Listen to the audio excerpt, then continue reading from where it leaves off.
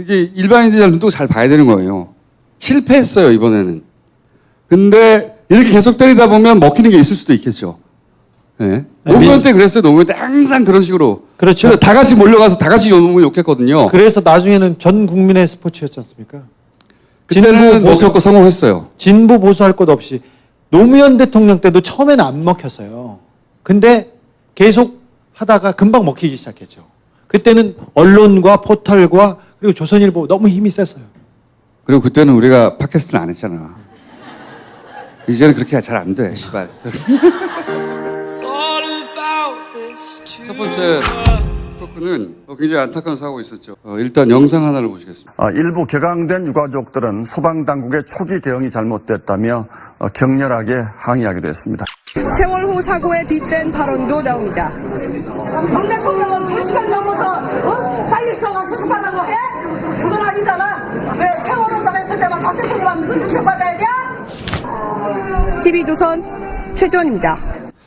그 제천 화재를 이제 보수 쪽에서는 어떻게 활용하려고 프레임을 딱 짜냐면 사고가 터지자마자 세월호로 갖다 붙이고 싶었던 거예요. 처음부터. 가장 최초의 보도부터. 근데 가장 효과적인 방법이 뭐냐? 지금 유가족이라고 생각되는 누군가가 가족이 사망했잖아요. 아들, 딸 혹은 뭐 형제, 자매가 사망해서 대통령한테 대들 수는 있어요. 살려내라고. 그건 얼마든지 그럴 수 있는데 갑자기 박근혜가 억울하다고 떠오르는 건 굉장히 부자연스러운 겁니다. 세월호 때 이런 일이 있었어요. 유가족들 주변의 인척 중에 팽목항 현장에 투입해가지고 예를 들어서 다이빙배를 집중 공략한다든지 정부 측 입장에 서서 그런 일이 있었어요. 그때 팽목항이나 그다음 목포, 그다음에 뭐 서울도 마찬가지, 안산도 마찬가지였는데 정보 형사들 그리고 국정원 직원들이 다 움직여서 세월호 가족들의 정보를 모으고 있었어요. 네. 특별히 약점이냐. 그리고 또 한편으로는 유가족인지 아닌지 잘 모르겠는 사람들이 유가족이라고 하고 나와서 인터뷰하거나 다이빙벨에 대해서 공격하거나 혹은 정부 측 혹은 해경 측 사이드에 서서 발언하는 경우가 꽤 있었어요. 네네, 인터뷰했었죠.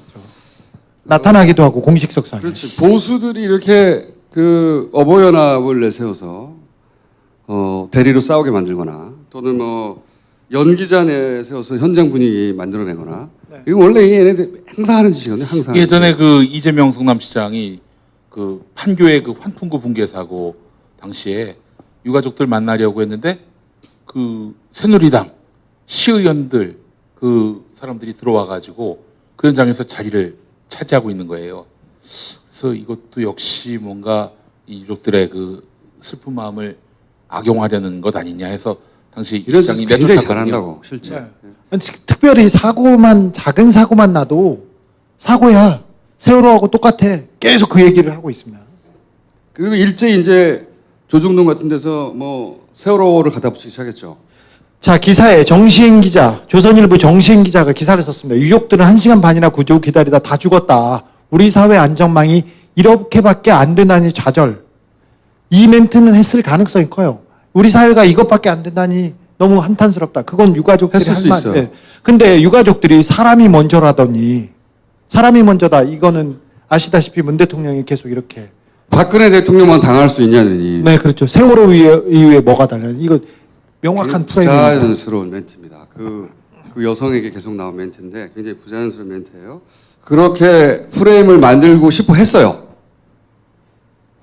처음부터 조선일보도 그랬고 동아일보도 그랬고 뭐 중앙일보도 세월호 교훈 어디로 갔나 다 세월호 프레임 갖다 붙이는 거예요. 안철수도 역시 세월호 참사 갖다 붙이고 해요.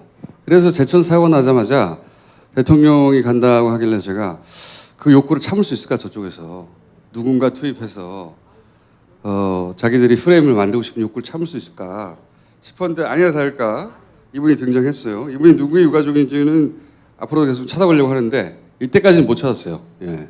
확인이 안 되고 있는데 이걸 신호탄으로 이제 보수가 총공세를 한 거죠. 프레임으로. 이게 일반인들한테는 안 먹혀요. 이 얘기를 하는 이유는 뭐냐면 일반 대중은 직관적으로 압니다. 이 제천 사고와 세월호는 본질적으로 다르다는 걸 굳이 하나하나 비교하지 않아도 이게 뭐 정부가 그 진실을 은폐한다든가 조사회의를 막는다든가 유가족을 막 공격한다든가 그런 게 아니잖아요. 본질적으로 그냥 알아요. 설명하지 않아도. 그런데 보수 쪽에서 세월호라고 막 뒤집어 씌우고 그리고 포털에서 세월호하고 비교하는 기사가 막 나오고 하면 누가 영향을 받냐면 이 진보 진영의 매체들이 영향을 받아요. 그래서 예를 들어서 MBC도 이런 보도를 하죠. 그런 분위기 속에서. 무려 29명의 희생자를 낸 제천 스포츠센터 화재 당시 긴박했던 초기 상황을 보여주는 새로운 CCTV 영상이 공개됐습니다. 안에 있던 사람들이 건물에서 가까스로 빠져나오는 모습과 현장에 도착한 소방대원의 모습도 담겼습니다. 4시 31분쯤부터는 한 소방대원이 걸어다니는 모습도 눈에 띕니다. 이 대원은 10분 넘게 무전 교신만 하면서 건물 주변을 걸어다닙니다. 이 대원이 가스마스크를 착용한 시간은 구조대가 건물 앞 2층 통유리로 첫 진입을 시도한 4시 38분이 조금 넘은 42분이었습니다. 4시 57분쯤 민간 사다리차가 나타납니다. 민간인 이양섭 씨와 아들은 이 사다리로 도착한 지 불과 6분 만에 옥상 난간에 있던 3명을 구조해냅니다. MBC 뉴스 최찬입니다. 근데 여기서 이제 그 소방관들이 우왕좌왕했다라고 보도가 여러 차례 됐죠. 여러 군데서. 근데 이제 MBC도 전체적인 상황을 전달하면서 이 기조 지금 사고 대응을 제대로 못했다. 사고 대응 제대로 못한 부분이 있을 수도 있어요. 근데 근본적으로는 만약에 그 얘기를 하려면 이쪽 예산을 다 깎아버렸잖아요. 그 직전 해에. 거기서부터 근본적으로 얘기를 해야 되는 거거든요. 근데 이제 이런 분위기가 막 있잖아요. 세월호랑 비교하고 기본적으로 그런 막 몰아치는 프레임이 있다 보니까 그 프레임 속에서 영향을 받는 겁니다. 부지불식간에. 영향을 받아서 실제 그 무전기를 든 대원은 현장 지휘관이었기 때문에 뛰어다녀서도 안 되고 현장 파악을 자기 임무를 제대로 수행하고 있었던 거예요. 우왕좌왕하는 게 아니라. 그래서 나중에 항의했죠. MBC가 과거와 달라진 점은 그거 인정하고 나중에 사과했죠.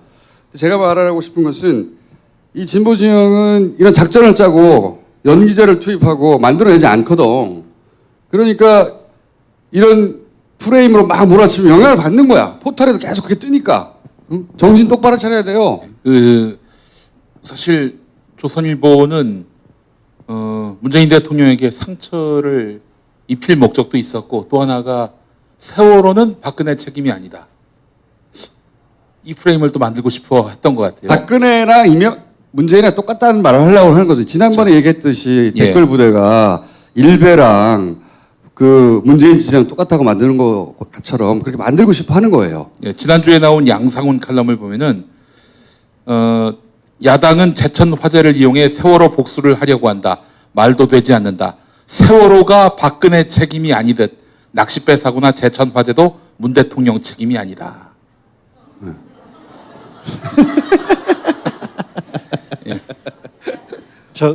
하여튼 이 프레임에 넘어가면 안 되는데 일반인들은 안 넘어가요. 우리는 직관적으로 알아요. 너무 다르다는 걸. 근데 이 헛똑똑이들은 넘어갑니다. 기자들이 지금껏 이렇게 보도했어요. 무슨 일이 일어나잖아요. 정부 아니면 그 공무원 그냥 까는 것이 일이었어요. 그냥 그렇게 까고 지나갔어요. 근데 우리 박근혜 열사와 최순실 의사가 사람들의 의식을 키워놔서 어떤 보도로 어떻게 사람들을 죽이고 어떻게 여론을 호도하는구나를 알려줬어요. 그래서 깨어있는 시민이 언론도 이렇게 올바로 세우고 사회도 앞으로 전진시키는구나 이런 생각이 조금 더 들어요. 제 기자 입장에서는 그 생각이 들어요. 좀 안타까워요. MBC는 새롭게 태어나고 국민들한테 신뢰를 얻으려고 노력하고 있죠. 노력하고 있어요. 네. 잘못됐으면 바로 사과하고 어제도 사과하고 이제 MBC 구해놨더니 사과하고 또 사과한다 이렇게 하는데 과정이에요. 그 전에는 어땠어요? 사과는커녕 계속해서 폐부를 찔렀지 않습니까? 근데 아직도 다른 언론들은 다 잘못해도 그대로 그냥 다 지나가고 있어요. 근데 근데 MBC 는 조심해야 한다는 겁니다. 이 몰아치는 프레임에 왜냐하면 저쪽은 훨씬 더 대단한 물량을 쏟아볼 수 있잖아요. 이런 프레임을 딱 잡고 의도를 가지고 쏟아붓는데 그 분위기에서 다른 목소리 내기가 쉽지 않아요. 기자들 사회에서도. 그건 아니다라고. 그게 프레임 속에 들어있는지 아닌지 항상 의심하고 바라봐야 되는 거죠. 걔네는 의도대로 움직이니까. 네. 아까 봤듯이 TV조선과 함께 그 프레임을 움직였던 데가 연합뉴스네. 연합뉴스 YTN 아직도 거기는 속보. 가장 먼저 그 보도를 해서 언론 지형을 좀 끌고 가는 그런. 그러면 포탈에서 막 쏟아붓고 그러면 그쪽으로 쭉 몰려가는 거거든요. 이게 공평하게 보도한다고 생각하지만 착각인 것이 보수의 프레임에 기여하는 겁니다. 네. 본질을 놓치고. 근데 조심해야 됩니다, 항상. 아까 눈을 이렇게 뜨고. 예. 하여튼 이거는 처음부터 짜고 대량으로 몰량을 쏟아붓고 그리고 자유한국당에서 거기서 보조를 맞추고 포탈에도 뿌려대고 한 4, 5일간 연속을 퍼부었죠. 폭탄처럼. 안 통하고 끝났어요, 그냥. 이번에 안 통했지만 지난번에도 그렇고 이번에도 안 통했지만 다음번에 또 할 거예요. 근데 조금씩 젖어들 가능성이 있어요. 중국에서 홀대받았다도 퍼부었는데 그렇게 성공하지 못했고 유가족들의 그 아픔이나 이 문제는 이것대로 당연히 앞으로 지속적으로 관심 갖고 해결해야 되지만 별개로 그걸 어떻게 정치적으로 이용하는지 잘 봐야 되는 것이고 여기에 휘둘리지 말아야 되는데 잘 휘둘기 십상이다. 이게 일반인들이 눈도 잘 봐야 되는 거예요. 실패했어요, 이번에는. 근데 이렇게 계속 때리다 보면 먹히는 게 있을 수도 있겠죠. 네. 노무현 때 그랬어요. 노무현 때 항상 그런 식으로. 그렇죠. 그래서 다 같이 몰려가서 다 같이 노무현 욕했거든요. 그래서 나중에는 전 국민의 스포츠였지 않습니까? 그때는 먹혔고 성공했어요. 진보 보수할 것 없이 노무현 대통령 때도 처음에는 안 먹혔어요. 근데 계속 하다가 금방 먹히기 시작했죠. 그때는 언론과 포털과 그리고 조선일보 너무 힘이 셌어요. 그리고 그때는 우리가 팟캐스트를 안 했잖아. 이제는 그렇게 잘 안 돼, 씨발. 자, 이거 굉장히 중요한 얘기예요. 단순히 이 사고뿐만 아니라 앞으로도 사고는 생길 수 있고 앞으로도 여러 가지 우여곡절이 있을 수 있는데 그래서 실제 정부가 실수했으면 욕 먹어야 되죠. 잘못했으면. 근데 그걸 어떻게 정치적으로 이용하고 어떻게 프레임을 잡고 공격하고 거기에 어떻게 휘말리는가 항상 주의 있게 봐야 됩니다. 안 그러면 자기도 모르는 사이에 그쪽의 의도대로 놀아나게 되는 거군요. 언론이 그런 힘이 있어요. 친구랑 이렇게 싸우다가 내가 맞네, 누가 틀리네 이렇게 얘기하다가 그거 어디 신문에 나왔어? 어디 방송에 나왔어? 근데 그걸 사실로 믿게 되잖아요. 그게 옛날 같지 않은 게 이젠 다중 체크가 가능하니까 이 기사 보고 옳았했는데 다른 기사 보면은 이게 아닌 걸로 드러난 경우가 많기 때문에. 근데 그것도 노력을 해야 된단 말이죠. 그럼요. 지금 않아요. 여전히 네이버에서는 장난 진짜 많이 치거든요. 네. 네이버는 가장 우리 사회에 해악을 끼치는 언론입니다. 자, 하여튼 뭐 여러 뉴스들을 다중 체크하기 힘드신 분들은 9월은 네가 당해라. 김용민의 뉴스 브리핑이라는 프로그램이 있는데 매일 아침 6시 20분에 103.5로 들으시면 되겠습니다. 예. 내가 그 얘기 나올 줄 알았다. 이게 일반인들이 눈도 잘 봐야 되는 거예요. 실패했어요, 이번에는. 근데 이렇게 계속 때리다 보면 먹히는 게 있을 수도 있겠죠. 네. 노무현 때 그랬어요. 노무현 때 항상 그런 식으로. 그렇죠. 그래서 다 같이 몰려가서 다 같이 노무현 욕했거든요. 그래서 나중에는 전 국민의 스포츠였지 않습니까? 그때는 먹혔고 성공했어요. 진보 보수할 것 없이 노무현 대통령 때도 처음에는 안 먹혔어요. 근데 계속 하다가 금방 먹히기 시작했죠. 그때는 언론과 포털과 그리고 조선일보 너무 힘이 셌어요. 그리고 그때는 우리가 팟캐스트를 안 했잖아. 이제는 그렇게 잘 안 돼, 씨발. 첫 번째 토크는 굉장히 안타까운 사고가 있었죠. 일단 영상 하나를 보시겠습니다. 일부 격앙된 유가족들은 소방당국의 초기 대응이 잘못됐다며 격렬하게 항의하기도 했습니다. 세월호 사고에 빗댄 발언도 나옵니다. 문 대통령은 2시간 넘어서 빨리 들어가 수습하라고 해? 그건 아니잖아. 왜 세월호 전했을 때만 박 대통령만 눈치받아야 돼?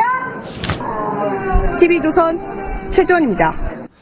그 제천 화재를 이제 보수 쪽에서는 어떻게 활용하려고 프레임을 딱 짜냐면 사고가 터지자마자 세월호로 갖다 붙이고 싶었던 거예요. 처음부터. 가장 최초의 보도부터. 근데 가장 효과적인 방법이 뭐냐? 지금 유가족이라고 생각되는 누군가가 가족이 사망했잖아요. 아들, 딸 혹은 뭐 형제, 자매가 사망해서 대통령한테 대들 수는 있어요. 살려내라고. 그건 얼마든지 그럴 수 있는데 갑자기 박근혜가 억울하다고 떠오르는 건 굉장히 부자연스러운 겁니다.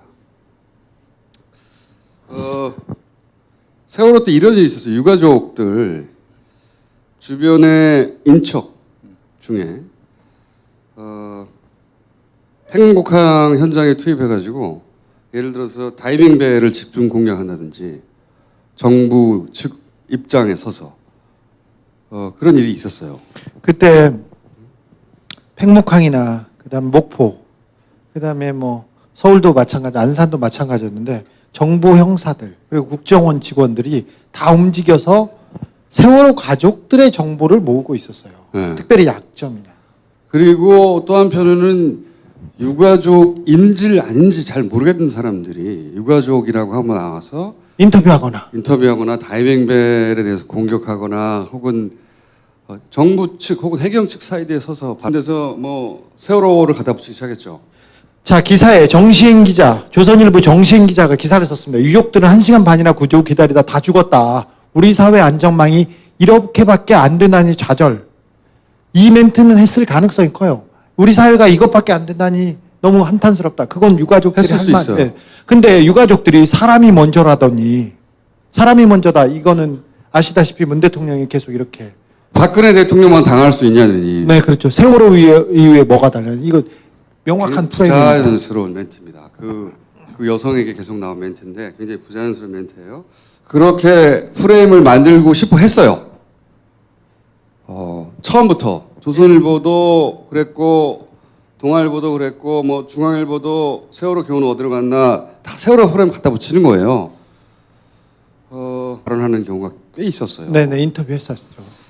나타나기도 하고 공식석상에. 그렇지. 보수들이 이렇게 그 어버이연합을 내세워서 대리로 싸우게 만들거나 또는 뭐 연기자 내세워서 현장 분위기 만들어내거나 네. 이거 원래 얘네들 항상 하는 짓이거든요. 항상. 예전에 그 이재명 성남시장이 그 판교의 그 환풍구 붕괴 사고 당시에 유가족들 만나려고 했는데 그 새누리당 시의원들 그 사람들이 들어와 가지고 그 현장에서 자리를 차지하고 있는 거예요.